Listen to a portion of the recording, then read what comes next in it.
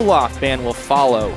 Really cool ban coming out from G2. We heard it from Sheepy last week during Coaches Week, where he said, I actually believe that Illaoi will be banned against us because of how well we can make it work. And here we go. He called it. All right. And they banned the Gnar as well. You can see where the focus is on this G2 team. Coach mentioned it. He did say it in the promo video very much about, hey, you know, we consider Chachi to be the big threat on the side of Unicorns, so let's try and shut him down, get him away from all these top carries. And let's not forget that Expect has been playing a lot of Gangplank recently. Interestingly, G2 have been shifting it around, so that could be another priority ban for Unicorns, or maybe they have some kind of answer for it.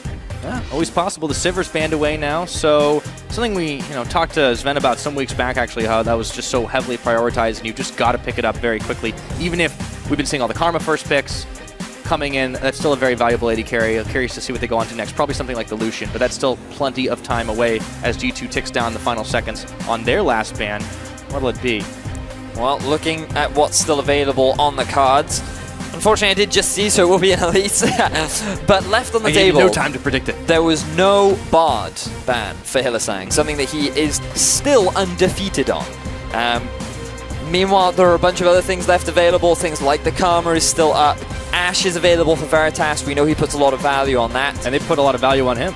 Yeah, and just looking across the board, things like the Braum, a specialty of Mythy, but then a bunch of junglers are available too.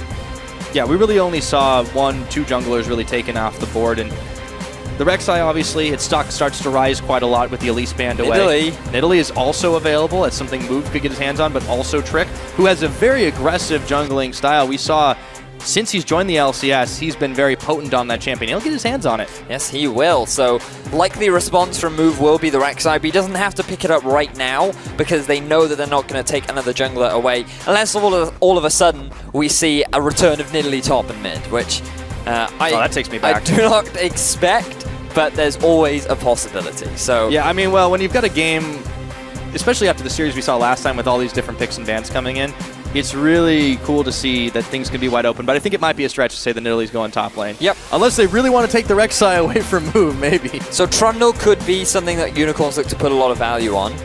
Because the Gnar is gone, there are very few picks that would effectively deal with the Trundle, but we do know that the Unicorns do value global pressure quite highly. Yeah, and it's worked out a lot for them, so I think this Shen is a really good pickup for Chachi here, especially with some of his power picks banned away. But they also grabbed very, very contested Karma on their first rotation. So they're going to be taking that away from Mythy. And considering that champions like the Ashe and Jhin are still up, when you put the Karma with them, she compensates for a lot of their weaknesses and the fact that they are these low mobility AD carries, and Karma provides very adequate peel to help out these AD carries from getting if these sticky situations. You can still flex it. We've seen Exile bring out the Karma in the mid lane in the past. That does mean that the Bard is still available for Hylissang should he want to go that route. And to be honest, Bard Shen is a combo that we on the analyst desk have said many a time, you cannot afford to give to Unicorns of Love because they are just so good at executing it.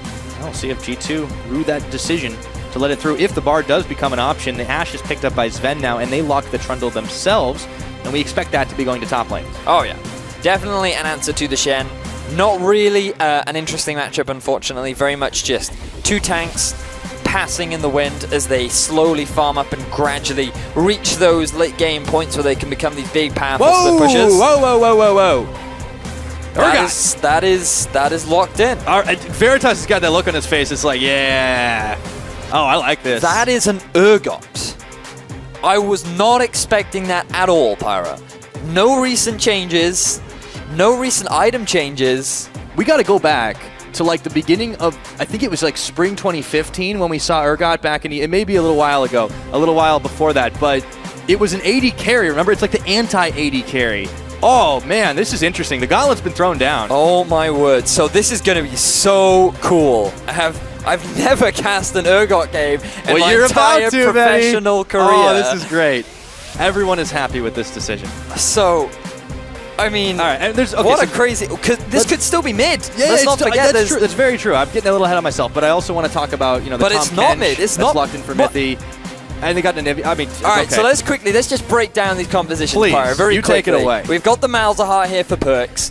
He's going to be basically on wave clear do we saw earlier on in the day from HDK. Yes, it did go top, but the principles are still the same. We can talk more about the matchup when we actually get into game, but it's very much about large in utility, large in mid to late game DPS. Ashe is the same. The point of the Tahm Kench is to provide single target peel. We know how devastating Urgot can be when he lands that poison and he's just firing spike after spike after spike, and Tahm Kench will be a great way of just peeling off for whoever needs that peel. And also he's going to act as another front line alongside Expect. Meanwhile, on the other side of the Rift, I don't even know how to describe their composition. There's zone control, there's a lot of poke, there's a lot of damage, they've got engage, disengage, split push, all kinds of interesting stuff that I cannot wait to explore when we get more into game. It's going to be a bloodbath. It's going to be chaos. It's G2 versus UOL. G2 versus Unicorns as the coaches shake hands walking off the stage. Who do you think's going to take this one away? What an interesting set of compositions. Will the league leaders snag game number 1, hashtag G2 win, if you agree? Or will the Unicorns of Love come up with some sneaky tricks up their sleeves? Hashtag UOL win. Oh, I can't wait to get into this one. Let's just load onto the Rift. Ladies and gentlemen, here we go. Urgot has returned to competitive play. And now I have to remind myself of what he does, Pyra. Because it has been such a long time since we have seen this. Oh, yeah. Really G2. interesting. So G2 are going to bank on the fact that they can definitely power down Unicorns. I mean, a lot of power picks were given away, a lot of conventional ones. yes, especially this Nidalee can be so monumental in setting up an early game lead, especially against a Hecarim who can't as effectively trade in the early game. But I mean, where do we start, Pyro? There are so many things to talk about. Where would you like to start? Well, I mean, let's ignore the giant enemy crab in the room and not talk about Urgot just yet. I want to actually talk a little bit about the Anivia into Malzahar because that's not a matchup I see as much. All right, so let's start with the mid lane, my forte. So this see what I did? See how I set you up there? So the matchup in particular is actually really interesting because early game, there is, remember that Malzahar has this window that you can take advantage of. Unfortunately for Anivia, she also has a 1-to-5 window that she can have taken advantage of. And when you compare their early game pushing potential, Malzahar just comes out ahead because he can use those Voidlings, he can use that Malefic Vision, and while its wave clear power isn't as strong during the 1-to-5 mark, against an Anivia who has no pushing potential because she only has her Q for wave clear and pretty much her E and basic attacks, there's very little that she's going to be able to do against a Mal. So this matchup in particular will be very slow, will be very farm heavy, and the risk of an all-in is very, very low. The big thing that you have to be aware of if you're a Malzahar is the wall coming out from Anivia, because a low mobility mage that gets hit up by a wall is very susceptible to move coming in from a flank and you end up getting locked down. So other than that, unfortunately, it's just 2 control mages farming in the mid waiting for the late game. Well, I want to take a look at the masteries as well. I want to say standard stuff, but maybe not as so much with all the picks. Mithy and Sven take a lot of damage. As Veritas and Hill is saying, we're waiting the brush. We might have been early first blood. Look how low Mithy's going. God, no. Instant exhaust. Heals are flying. That's first blood to the Urgot. Unicorns start off so strong. Woohoo! And so does Sven. Sven instantly returns it down onto Veritas. My word, you can see oh, Veritas thought he got away with it too. Affected them. What is even this game? Oh my god. So okay, and now down on bot, Expect is going to find Chachi at the level 2 here. Or rather, Chachi finds him with the taunt. All right, let's get a replay. Let's see how that all broke down, because I was not expecting that to happen, Pyra. I don't think anybody, they're like, okay, we're just going to fight it. Oh, wait. There's definitely the level 2 spike. I'm aware of that happening, and Urgot, once we got to that matchup, I was going to talk about how, you have to be careful of the level 2. But the action might not even be over yet as Hylissang hanging around Mithy. Hylissang has the level 2 to Mithy's 1, by the way. Sven had level 2. Veritas still on 1. Yeah, let's take a look at that first blood again. So Mithy and Sven walk out. Mithy takes a lot of damage. Eating a lot of poke from Veritas is a good start. At this point, you just back away. But Mithy, he's walking up. He's trying to get the acquired taste stacks off.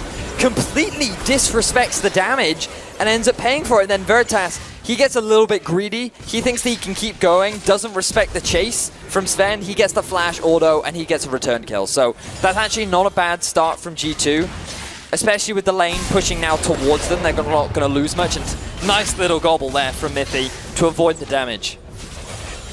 Yeah, they still pushed a pretty heavy wave into this one, but I think the really big thing to talk about this game is just just to refresh ourselves on the Urgot, because it has been so long since we've actually seen this in action, what is it going to bring here for Unicorns in this laning phase, aside from some sneaky cheese? An obnoxious time is the best way to describe it, because he's going to throw the poison down onto you. He's going to hit you with his Q. Now in a second, it's Chachi. He's going to eat the spear. Trick back with Trick. Fight him, there we go. Nicely done. But yeah, moving back to this duo lane. Ooh, Mithy actually going to gobble up Hylissang. Yeah, he does, and will he have enough damage to finish the job? No, the flash there, the flash follow. Mithy is on the chase, and he tongues him to death. They realized that Veritas only being level 2, he had no mana, no summoner spells, and Mithy just took advantage of the fact that he could punish the overextended Hylissang. Really well played from G2, demonstrating their understanding of the lane and punishing the weakness of Veritas, just burning through all of his cells very early on. All right. As we get a very slight break in the craziness that has been this game, I'm just getting word that Urgot, the last time he's played in EU, by the way, was 2015 summer. That was Audrey. 2015 summer. Yeah, that was patch 5.12. That's like a full, that is more than a full number of patches ago. Yeah, ages ago. By math. I did math there, by the way, just so you know. It was played a little bit more recently in NA, but still, like, that's...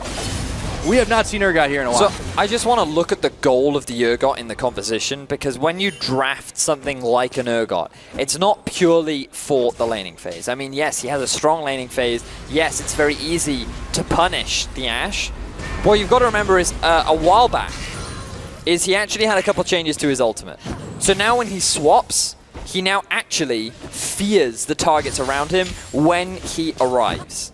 And I would be scared too if a giant crab popped up. I know, right? And this is something that makes it much easier for him to actually set up that play, because he's not in as much danger as he was in the past, and you can quickly target out that individual. Now, splitting Sven away from the rest of his team will make it so much easier to kill him against Mithy, but the problem is the channel time is so long that Mithy should be able to save him in that nick of time. So the fact that this Urgot came out when it did, perhaps a little bit preemptively, because G2, they didn't panic, they responded adequately, and I think this time catch will prove to be very difficult for that Urgot to really punish the Ashe again. Yeah, and you can already see Sven is massively out farming Veritas right now, so it's kind of a little bit rough for the Urgot. He's going to need some time before he can stack that tier and scale up into a late game threat. I just think it's really interesting, yeah, that you can deny so much damage. I like that this game, there's a suppression on each side. There is indeed you don't a suppression. see that very often. No, that... yeah, both Urgot and Malzahar will just stand there while they do damage. What happens if Malzahar ults Urgot as Urgot ults Malzahar? I know, that's like an impossible question. Nobody knows the answer. That's almost like, you know, the whole unstoppable force and movable object question. They both move, Pyra. Okay, good. I'm glad you were able to answer that. Well, perhaps we'll get that hilarious interaction in this game. Okay, let's just take a quick look at the... Oh, Perks has actually stopped up in the wall. Okay, never mind. He stopped on the other side. So because let's take a look at how the CS is actually different this game, because it has kind of fluctuated pretty wildly. Yeah. So the wave was actually pushing towards Veritas, and now that Sven has gone back, he's able to close the gold gap or the CS gap a little bit more. And now G2 have said, okay, we've had enough of this. The fun has ended. Let's avoid this 2 versus 2. Let's return back to the lane swap mode that we are so proficient in. And you can see now Mithy and Sven moving around to the bottom half of the map. They're also going to use Expect to help set up the siege. Chachi going to teleport to the top half, and we're now going to see what is the lane swap. This is initially what G2 wanted. They didn't want the chaos from before, but they got it anyway. I mean, you just can't stop the Unicorns sometimes doing what they want, but this tower will be traded back and forth. The Unicorns are a little bit faster because they had the wave there a little quicker, but it's all going to go down equaling in the end. And G2 are actually going to keep pushing. So are UOL. We might see tier 2s traded. Well, notice that Move is also in the top half of G2's jungle, so they will have a numbers advantage should they go for this. But right now the priority for G2 is to just push the minion wave underneath the turret so that it then bounces back. Expect is actually going to be the one to go up to the top lane to try and get some of the farm back. And G2, they're going to respond by saying, okay, we're going to stop you dead in your tracks. You're not going to push down onto this tier 2. So both the minion waves will now push back towards the opposing side of the map. And that's likely going to be for the top laners to then soak up and collect some of that farm back. Sven's got a lot of damage on this turret, though, because while everything was happening with the pushback, he was able to just freely poke away with arrows. They kept him there. They decided not to send him back. He didn't need to go They chose to spend Expect. He will perhaps struggle a little bit on farm, but right now things looking pretty even. Yeah. So pretty interesting dynamic. Like the change-up coming out from G2, but overall it's not going to result in any serious game. So now we need to move and see how this lane swap transitions itself come the mid stages. It'll definitely be some time before we get into that, but the later swap, the towers traded, that's about the most standard thing we can say about this game because it has been all sorts of crazy. First dragon on the map is going to be the Ocean, still solid for this period of the game, and it looks like Move and Hylissang are going to take the incentive right now. Trick is around, but he's isolated. Certainly is. He's just going to prioritize his farm for the time being. Ocean Drake will go down to Unicorns. Will help out with their laning phase a little bit, but because we have the lane swap, it's not going to result in that much. Back once again. Ooh, Trick is hanging around. Can he get steal off? He gets here we really go. low, and he takes him down. He can get the smite off as soon as he wants it, but he's not quite in time. He's going to have to instead auto, flashing the wall. Trick just outplayed. That was so good from Trick. He lands the spear onto Move, realizes that he has been tanking up the dragon for way too long. Move doesn't expect it because he doesn't have vision over the wall. That results in Trick jumping over that said wall, quickly gets deleted, and then he transitions that into taking himself the Drake. This is massive for G2. And he did all that without smite. Really impressive stuff. Holy moly, okay. Action continues in the top lane. Chachi and Expect are going to have a go at each other here. Chachi realizes he can't take it, has to flash, but in comes Trick. This looks like it could be a foregone conclusion as Trick picks up his second kill of the game. He's just cleaning up all over the map right now. He noticed that Chachi was hanging around. He had a red buff, and Trick said, hey, I'm going to take that. So he then goes and does it. Picks himself up another kill, as you rightly said. 2-0-0 on the board, already completed his upgraded jungle item. And my word, this early game just seems to be going from good to better for G2. After what looked like a stumbling block in the opening minutes, after getting the late swap sniffed out, they've really turned the tide for themselves. Unicorns down 1,000 gold. Let's take a look at this dragon steal again. If you can even call it a steal, he just owned it. He had the ward, the spear lands, Ocean Drake. Game of chicken. I love it. Way too much damage for Move to handle. And notice that Trick even waited for the second proc of Hylissang's Mantra Q to ensure that that dragon would not get stolen away. Very, very well played by them. And the game calms for just a little bit as Unicorns disappointed with how that all worked out. G2, though, they can be very happy that they have righted the chaos of the early game. But we are going to be seeing once more pushing on the top side as Unicorns send 3 members there, and Expect is calling for help. So what this means for the game now is that Nidalee has had the good early game. This is what Nidalee wants, because her biggest spike is really during the 0 to 20, 25, even 30 minute mark, where she can take advantage of the fact that she's really good at skirmishing, really good at trading.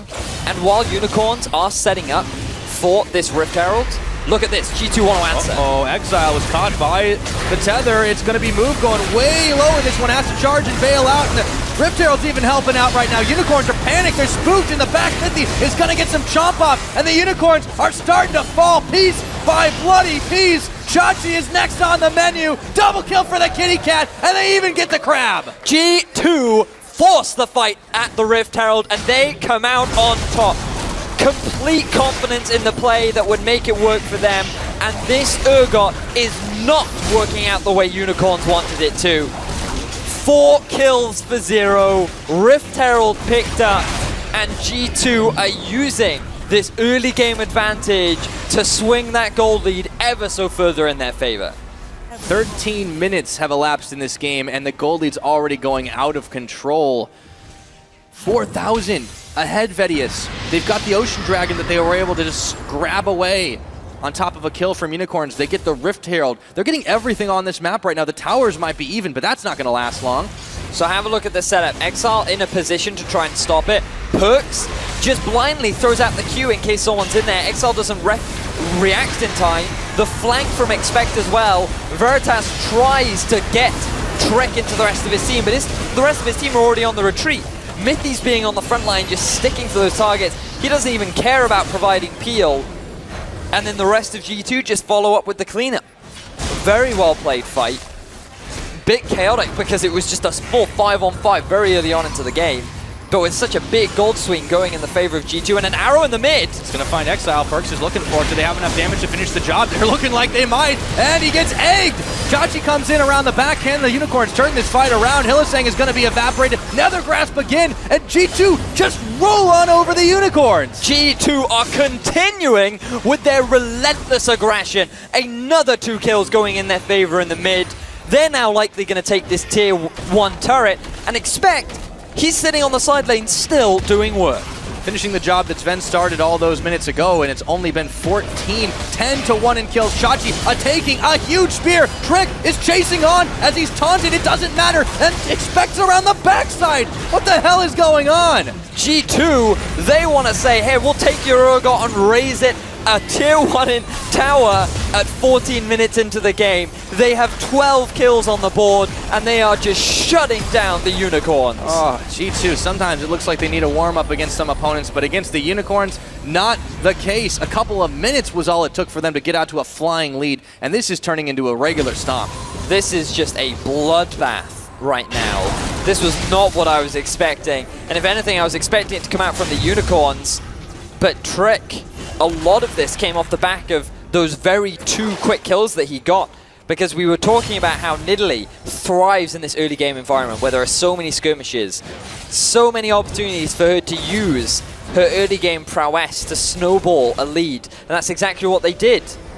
UOL tried to force a fight around the Rift Tower, they got punished for it. Trick now level 11 on this Nidalee. To the 9 of move. This is why you can't give this guy Nidalee. It gets banned against them for good reason. Obviously, it's a strong jungle pick in general, but in his hands, he makes some seriously good work out of it. Let's see this spear fly onto what looks like a tanky Chachi. I don't think so. I mean, he's already picked himself up the needlessly large rod at 13 minutes into the game. You're gotta be kidding. He's not afraid of going for the dive. Rylai's finished at 16 minutes, along with the jungle item. He is so fed. He is sitting at... He has the highest gold in the game. Yeah.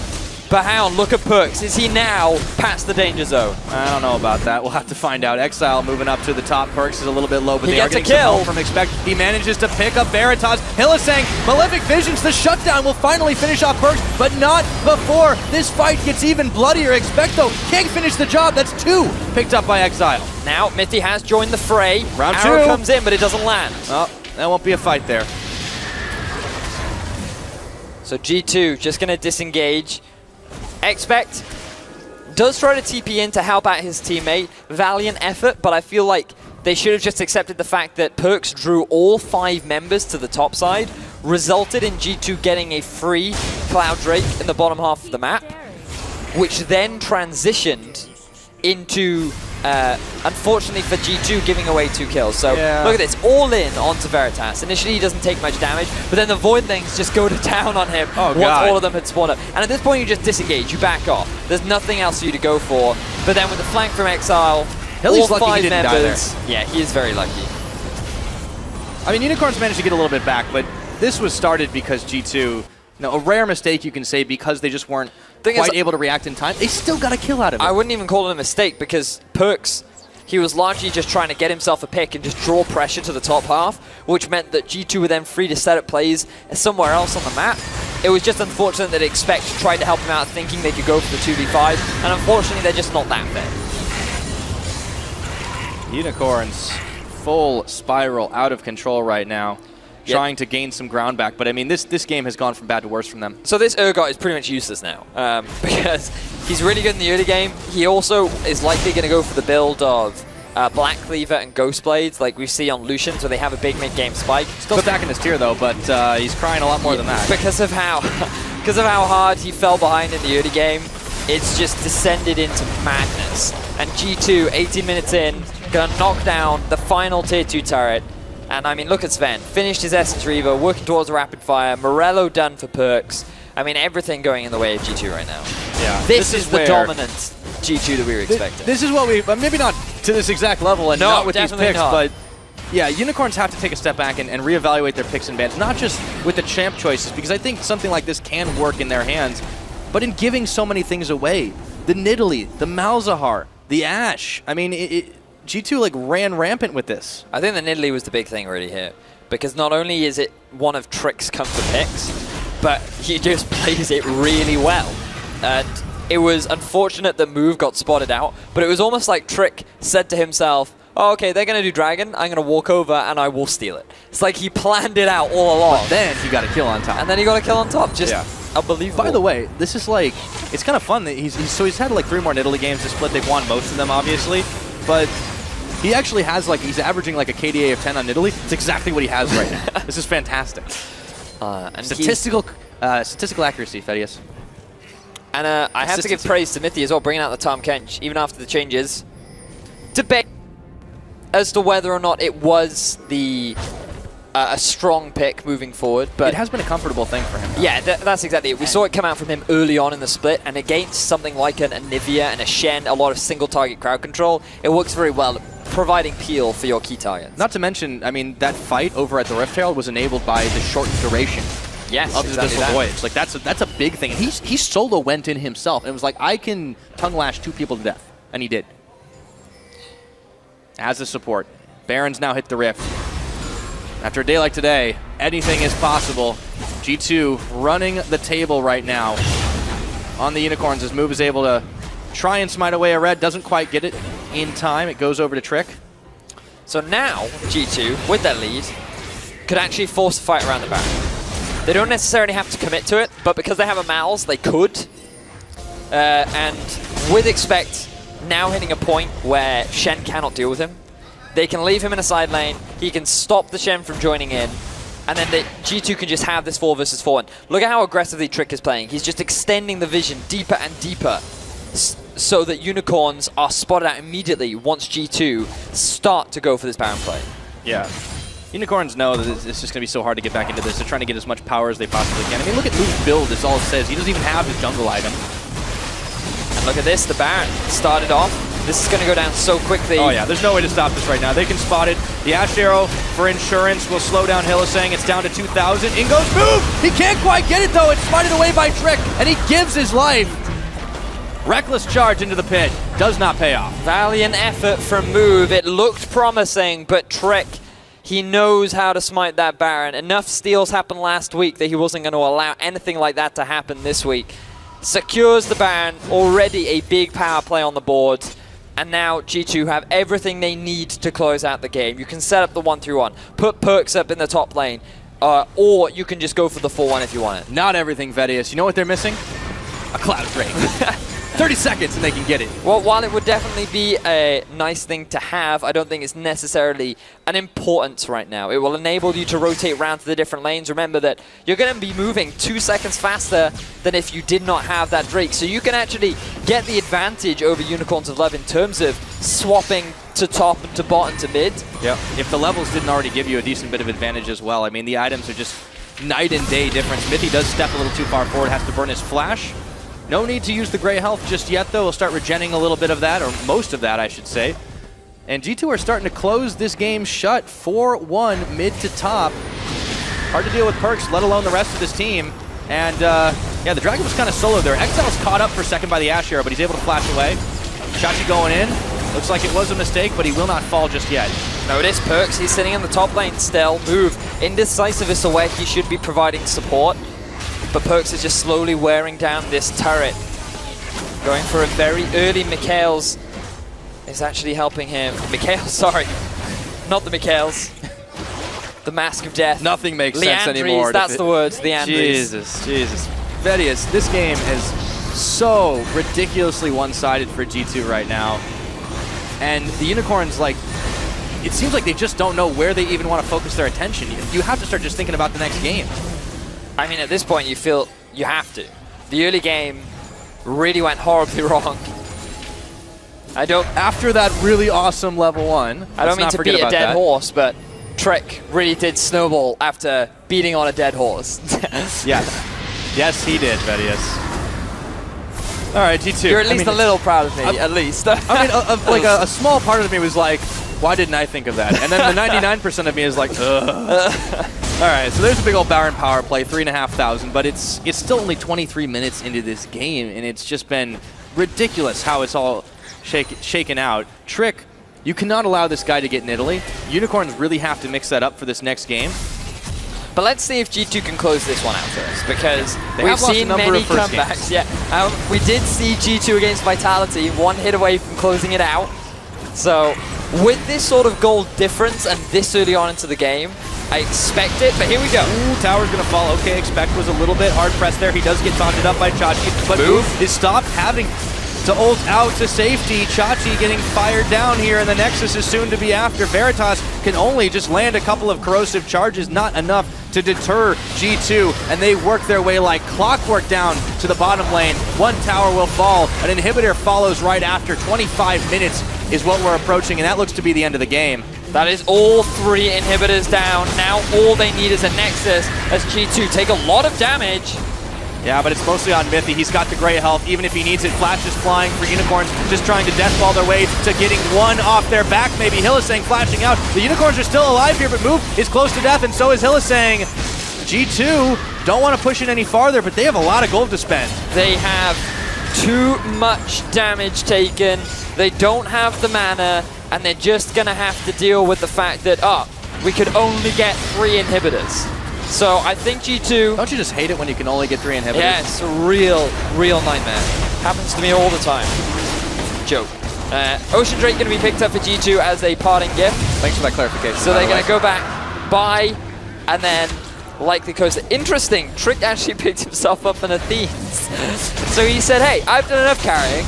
I'm going to help support out my team. He's going to lay back and take a drink. Why not? Yeah. All right, so the Unicorns have a few minutes left of life.